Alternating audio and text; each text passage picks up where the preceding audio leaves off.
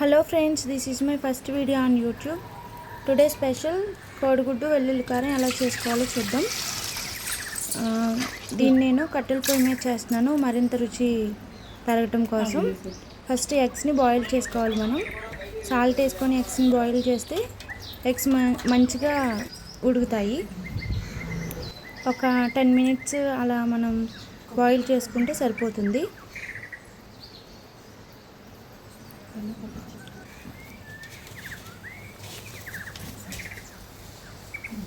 మా ఇంటి పక్కన చెట్లు చూసారు ఫ్రెండ్స్, ఎంత మంచిగా విశాలంగా ఉంది. ఎగ్స్ ఉడికిపోతున్నాయి. తర్వాత మనం ఈ లోపల ఆనియన్స్ని కట్ చేసుకొని పక్కన పెట్టుకోవాలి. ఎక్కువ ఆనియన్స్ ఉంటే ఇంకెక్కువ టేస్ట్ వస్తుంది అన్నమాట ఈ కర్రీకి. తర్వాత ఎగ్స్ని తీసుకొని మనం ఎగ్స్ని పొట్టువలు చేసి ఎగ్స్ని మనం వీడియోలో చూపిస్తున్న విధంగా కట్ చేసుకోవాలి. అప్పుడు లోపలికి కర్రీ అనే ఫ్లేవర్ వెళ్తుంది. ఈ లోపల మనం కారం ప్రిపేర్ చేసుకుందాం. ఫస్ట్ వెల్లుల్లిపాయలు వేసుకొని దంపుకొని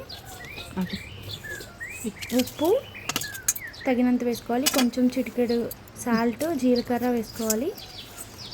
పసుపు కొంచెం వేసుకొని మెత్తగా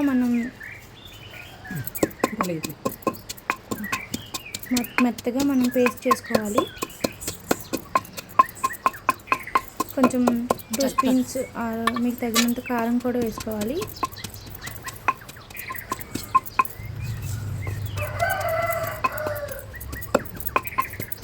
వీడియోలో చూపిస్తున్నట్లు మనం దంచుకోవాలి. అలాగా ఆ పేస్ట్ని పక్కనకి తీసుకొని మళ్ళీ ప్యాన్ పెట్టుకొని మనం పొయ్యి మీద 2 స్పూన్స్ ఆయిల్ వేసుకొని కొంచెం జీలకర్ర, కొంచెం కరివేపాకు వేసుకొని ఫ్రై చేసుకోవాలి.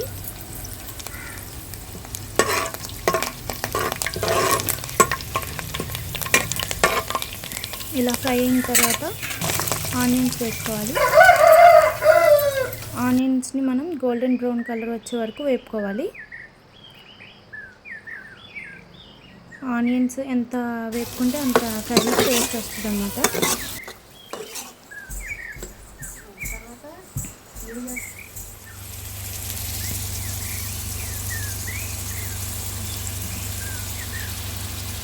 చూసారా ఫ్రెండ్స్, కట్టెల పొయ్యి మీద ఎంత బాగా వేగుతున్నాయో. ఇలాగా గోల్డెన్ బ్రౌనిష్ కలర్లోకి వచ్చిన తర్వాత ఆనియన్స్ని మనం ఇందాక ప్రిపేర్ చేసుకొని పక్కన పెట్టుకున్న కారాన్ని వేసుకోవాలి. వెల్లుల్లి కారంని దాన్ని కూడా మిక్స్ చేసేసి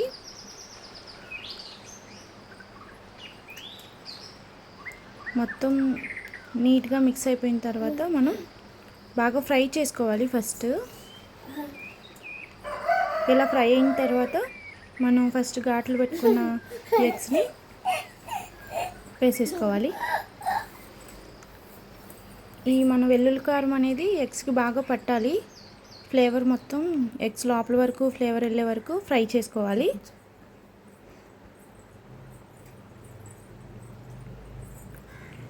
ఇలా కంప్లీట్గా ఫ్రై అయిన తర్వాత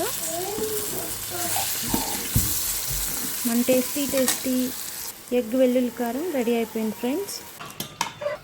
దీనివల్ల చాలా యూజెస్ ఉన్నాయి. బాలింతలకి మిల్క్ బాగా ప్రొడ్యూస్ అవుతాయి ఇవి తినటం వల్ల.